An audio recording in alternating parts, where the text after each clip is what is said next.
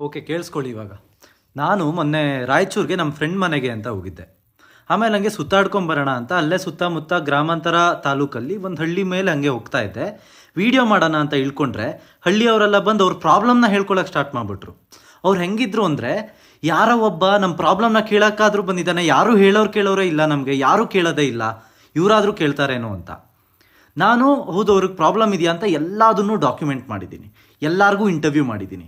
ಕುಡಿಯೋ ನೀರಿನ ಸಮಸ್ಯೆ, ಇರಿಗೇಷನ್ ಸಮಸ್ಯೆ, ಎಲೆಕ್ಟ್ರಿಕ್ ಲೈನಿನ ಸಮಸ್ಯೆ, ಸ್ಕೂಲಲ್ಲಿ ಏನು ಸಮಸ್ಯೆ ಇದೆ ಮಕ್ಕಳಿಗೆ, ಇದೆಲ್ಲದನ್ನು ತುಂಬ ಸೀರೀಸ್ ಮಾಡಿ ಒಂದೇ ವೀಡಿಯೋಲಿ ಮಾಡೋಕ್ಕಾಗಲ್ಲ, ತುಂಬ ದೊಡ್ಡದಾಗ್ಬಿಡುತ್ತೆ.